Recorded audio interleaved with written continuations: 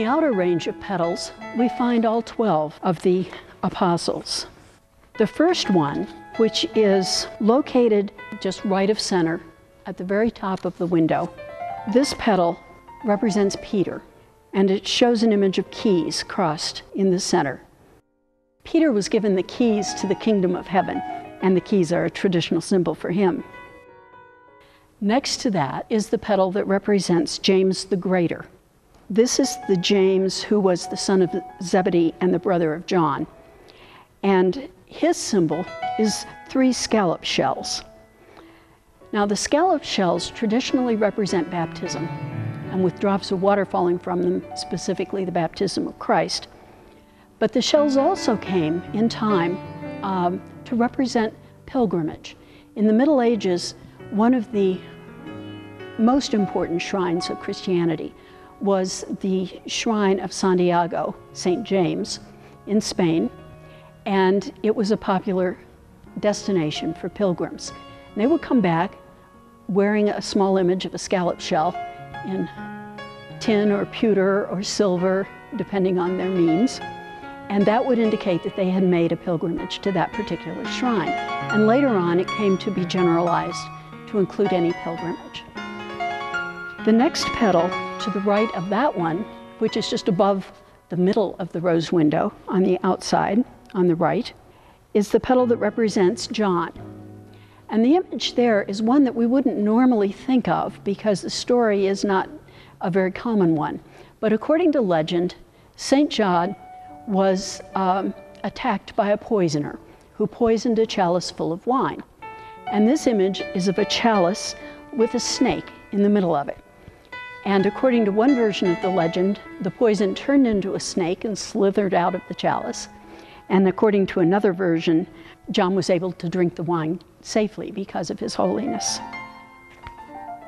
Just below the center on the right side is the image that represents Andrew. And this image is an image of 2 fish in the form of a cross that is called a cross saltire, or St. Andrew's cross. It's said that St. Andrew asked to be crucified on a cross that was different from the cross of Jesus. So just as Peter was crucified upside down, Andrew was crucified on a cross in the form of an X. And usually that cross is just 2 bars, like any cross would be. But in this case, it's made of 2 fish. And this is a traditional, though unusual, way of representing the cross of St. Andrew. The next petal represents Philip, and it shows a basket full of loaves and fishes. In the story of the miracle of the loaves and fishes, Philip is the one who questions when Jesus said, "Go out and feed them." And Philip is the one who says, "How can we possibly feed them? There's so many." So Jesus tests Philip by telling him to go out and feed them, and it turns out that he can. At the bottom of the outer ring, to the right of the center, is the symbol for Bartholomew. And this one's particularly grisly. It depicts 3 flaying knives, that is, knives for skinning. The tradition regarding Bartholomew, who is also sometimes called Nathaniel, was that he was flayed and then crucified and then beheaded. Many of the original apostles were, of course, martyred in very grisly ways, but this one is particularly vivid. The next petal, just left of the center on the bottom, is a symbol for Thomas. And the usual symbol for Thomas is a carpenter's square and a lance. But that's not what we see here. What we see here is probably, though it's not terribly clear exactly what's represented, but it's probably a very unusual symbol for Thomas, which is a leather girdle and 3 stones. And that's probably what we're looking at here. The next symbol, slightly above that and to the left, is the symbol for James the Lesser. And this symbol, years ago we used to look at it and say, why is there a windmill in the rose window? What does that have to do with anything? And actually it's not terribly common, and it's not very easy to find out what's going on there.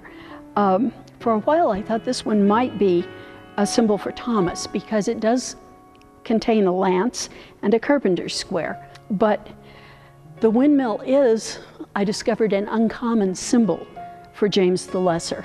And what that represents is the way that the word of James spread out into the world as he was an evangelist. The next symbol represents Matthew, or Levi as he's sometimes called. The image is of 3 money bags. Matthew, of course, was a tax collector and was therefore a social outcast. And when Jesus called him to be one of the 12, Matthew was astonished, and so was everyone else, because tax collectors were not considered proper men to associate with. The next symbol, which is on the left-hand side of the rose window in the outer ring, just above the center, is a symbol for Jude, or Thaddeus, as he's sometimes called. And this image is of a ship. Jude was said to be a great missionary. He went even as far as Persia.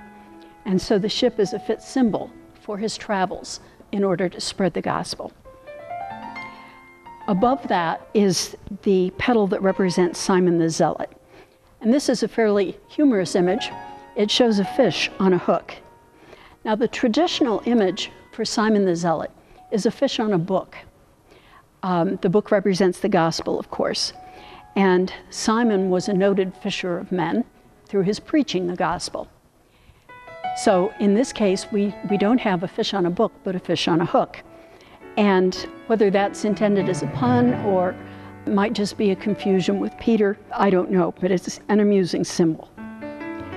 The final petal, which is in the upper left, represents Judas Iscariot. And this symbol is pretty obvious. It's a noose in the shape of the letter J for Judas, and above it, a row of 30 pieces of silver. And of course, the Bible tells us that Judas betrayed Jesus for 30 pieces of silver. After Jesus was condemned, Judas repented and returned the silver and hanged himself, hence the noose. All of the images contained in the rose window are symbolic of people who spread the gospel throughout the world, one way or another. They all represent the word of Christ going out into the world so that people may come to know Jesus and through him to know God. The rose window then blesses us all with this reminder of God's direction for our lives.